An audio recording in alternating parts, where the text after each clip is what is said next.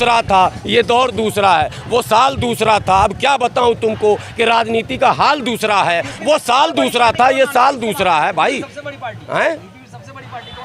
अरे अब नाई से पूछा कि मेरे कितने बाल, बोला बस अब बन निकाल देते हैं, आगे देख लीजिएगा। मानते क्या मतलब है? अरे बस यही तो रोना है। पीस पार्टी जीरो है, ओवैसी जीरो है, अखिलेश जीरो है, मोदी जीरो है, बहन जी हीरो है, तो बना लीजिए प्रधानमंत्री, बात खत्म। जब सब जीरो ही है। बहन जी के नाम से इतना भड़क क्यों रहे हैं? आप कह रहे हैं कि डॉक्टर अयूब की औकात नहीं है, ओवैसी की औकात नहीं है। मैंने कहा वजूद क्या है? नहीं, वजूद औकात एक ही बात तो ही। डॉक्टर अयूब भी विधायक रहे, 5 विधायक 2012 में जिताए हैं। तो बगैर दलितों के एनडीए बना लेगा, इंडिया बना लेगा क्या प्रधानमंत्री? अरे भाई, बगैर मुस्लिम बगैर दलित के तो बना रहा, बनाए हुए है।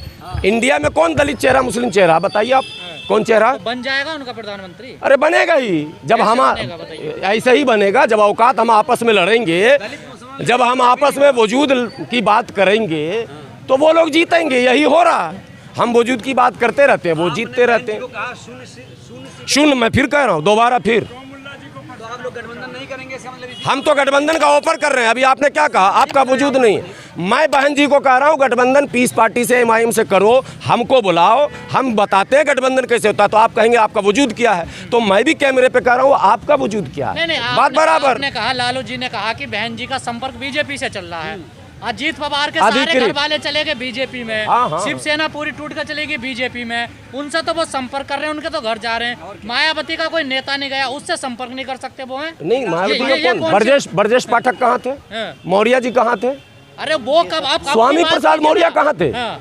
आपकी बात कद्दावर नेता थे बसपा के, कद्दावर। भाजपा में गए या नहीं गए? ब्रजेश पाठक कद्दावर नेता गिरा जा रहे हैं ना। अरे भाई, सब जगह वैसे ही होता। आने जाने का अभी जो सम्राट चौधरी जो बिहार के प्रदेश अध्यक्ष हैं, वो पहले आरजेडी में थे। लालू शिवसेना से संपर्क कर सकते हैं, शरद पवार से कर सकते हैं संपर्क, है क्या दिक्कत है? अरे भाई, ये चीज बहन जी से भी हम पूछ रहे हैं कि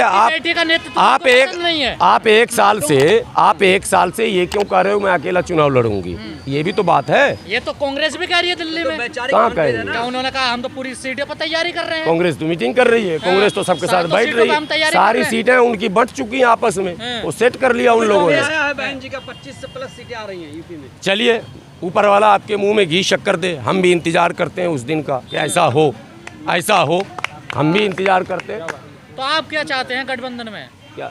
नहीं, हम तो चाहते हैं दलितों और मुस्लिमों की पार्टियों को भी या तो इंडिया का पार्ट हो या फिर उनका अपना प्लेटफॉर्म हो। तीसरा मोर्चा। अरे सुनिए, हमने लेटर दिया भाई, मैं इसलिए नहीं कह रहा हूँ, लेकिन लेटर का जवाब भी यही आएगा, आपका वजूद क्या है।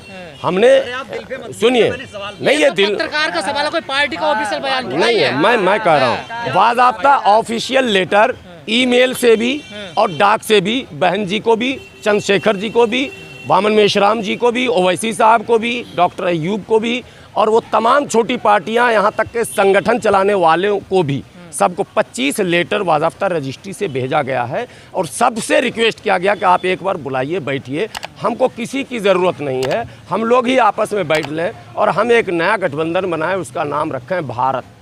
आपने वामन मेश्राम चंद्रशेखर को भी शामिल कर लिया? सबको, हम पूरी शक्ति को एक करना चाहते हैं। वामन मेश्राम कह रहे हैं मैं तो पैदा ही हुआ हूँ बसपा को खत्म करने के लिए। अरे भाई, ये तो ओवैसी कहते हैं मैं पैदा हुआ हूँ।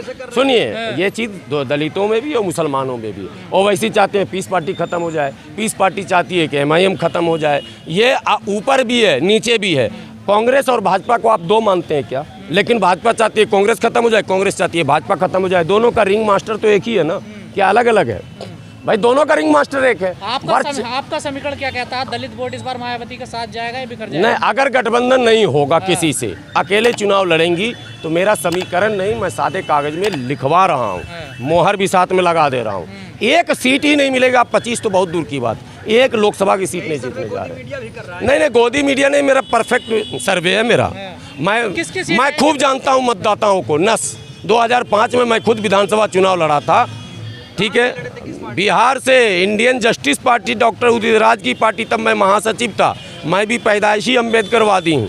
मैं दलित वोटर और मुस्लिम वोटर के नस नस को जानता हूँ, और यहाँ के जो ब्राह्मण लॉबी हैं वो भी जानते हैं इनका वोट कब कहाँ किधर जाएगा।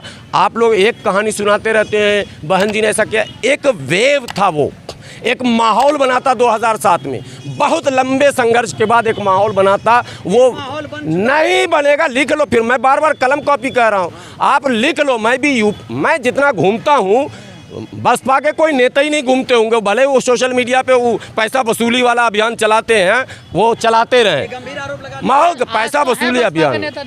अरे मुझे सब पता है, छोड़िए ना आप, बसपा के नेता को हमसे ज़्यादा कौन जानेगा भाई, हम पैदा ही हुए उसी माहौल में रहे हैं सब दिन। पैसा वसूली अभियान में वो जितना मेहनत कर लें, सच्चाई यह है कि ज़मीन पर उनका कुछ भी काम नहीं, जीरो बटा नील बटा वसूलती है कोई और पार्टी? नहीं, सारी पार्टियां वसूलती है, लेकिन बसपा को नहीं वसूलना चाहिए था। फिर पार्टी कैसे चलती है? के पास तो पूंजीपति भी नहीं है, तो फिर कांग्रेस को क्यों दोष रहे हैं? एडीआर का रिपोर्ट है, पिछले 20 साल से किसी ने 1 लाख रुपए चंदा नहीं दिया पार्टी को, किसी भी उद्योगपति ने। एडीआर की रिपोर्ट है, 20 साल से 2012 से 1000 नेता का नाम बताऊंगा, 1000 और एक सांस में बता दूंगा, जो बसपा में प्रभारी रहे, अरबों खरबों पति होके चले गए लूट के। समझिए, अरे यार 1000 में कह रहा हूँ, आप 5 नाम, 1000 लिस्ट है बसपा में, जिसको जिसको प्रभारी बनाया। अरे अभी तो भी आपके इस विधानसभा में शमशाद राइन पकड़ा गया पैसे के साथ, पैसे के लिए कहते नसीमुद्दीन सिद्दीकी से तू मैं आरोप शमशाद राइन पैसे के साथ 50 लाख के साथ पकड़े, 50 लाख कैश के साथ पकड़े गए थे। 50 लाख को ज्यादा होता है चुनाव में? अरे भाई 5000 ज्यादा होता जब आप नियम से जीतने वाले को मिल रहे हैं 40-50 लाख। तो पहले समझिए बात को गंभीरता से,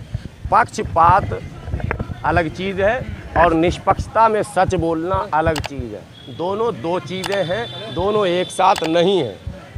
सच ये है कि बहन जी आज की तारीख में, चाहे आप मेरे वीडियो को चलाने के बाद देखिएगा रिएक्शन, लाख आप कह लें, आप समर्थक हो सकते हैं, कह सकते हैं 25 जीत रहे हैं, 50 जीत रहे हैं, 25 अगर इंडिया जीत गया तो बहुत बड़ी बात है, जिसमें 10 तो दल शामिल है, और बहन जी जीत गई तो इंडिया भी नहीं जीतेगा। आज भी तो कह रहे हैं हम 60, मोदी जी आ रहे हैं क्या? अरे तो अखिलेश यादव 60 कह रहे हैं, बहन जी 25 कह रही हैं, तो कितना हो गया? 65 हो गया ना, 65 हो गया ना, तो बचा फिर क्या? फिर बचा का, फिर तो वैसी भी कह रहे हैं 5, तो ज्यादा ही हो रहा है, ज़्यादा हो रहा। तो अब यही सोच लो, वैसी साहब भी कह रहे हैं 5 जीत रहे हैं, तो और जोड़ दीजिए, फिर पीस पार्टी भी कह रही है हम 2 जीत रहे हैं। गठबंधन का बनाने का फायदा क्या? आज हो गया ना घोसी में उपचुनाव, आज हो गया चुनाव घोसी में, ठीक है, और 2-3 दिन में रिपोर्ट आ रहा। कौन? बीजेपी जीत रही है? नहीं भाई, और सपा जीत रही है। अब आप सोचो ये 24 में कौन आएगा, ये बताइए आपके आकलन से। 24 में मोदी जी आ रहे हैं। लो भैया, क्या मोदी जी आ ही रहे हैं? तो गणित ही यही है। अगर इंडिया गठबंधन बेकार है, बेकार है गठबंधन, बेकार है जब तक मुसलमान। मुखालफत कर रहे हैं, किसकी मुखालफत कर रहे मोदी के गुट में आ गए लगता है। अभी अरे हम सच वाले गुट में हैं, झूठे सपना अधिकार हैं, हम ही जीत रहे हैं पूरा भारत। तो लाओ हम भी बोल देते हैं 500 सीट पर हम ही जीत रहे हैं। इंडिया गठबंधन में कमी क्या, क्यों नहीं जीत पा रहे हो? इंडिया गठबंधन में भी कमी है, और जो बाहर उसके खड़े होकर चिल्ला रहे हैं उनमें भी कमी है, दोनों में कमी है, और उसी का फायदा भारतीय जनता पार्टी उठाएगी। ये 38 दल यूं ही नहीं हुए हैं, पीला गमछा वालों को यूं नहीं लिया गया यूपी में, कोई हल्के में मत लीजिए। और बिहार में मांझी जैसे लोगों को, कल मैं टीवी पर भाजपा प्रवक्ता को झाड़ रहा था कि एक तरफ तो आप बोलते हो स्टालिन के बेटे ने ऐसा कह दिया, आप मांझी को पार्टी में कैसे ले लिए जो ब्राह्मणवाद को गाली बकते थे? आपने राजभर को कैसे ले लिया पार्टी में? अरे बीजेपी सम्मान करती है ना, ये कांग्रेस आपने मौर्या को कैसे ले लिया? तो भारतीय जनता पार्टी जो जाल बिछा रही है, उस जाल में इंडिया और इंडिया के बाहर जो अकेले लड़ने वाले हैं वो सब धराशायी हो जाएंगे।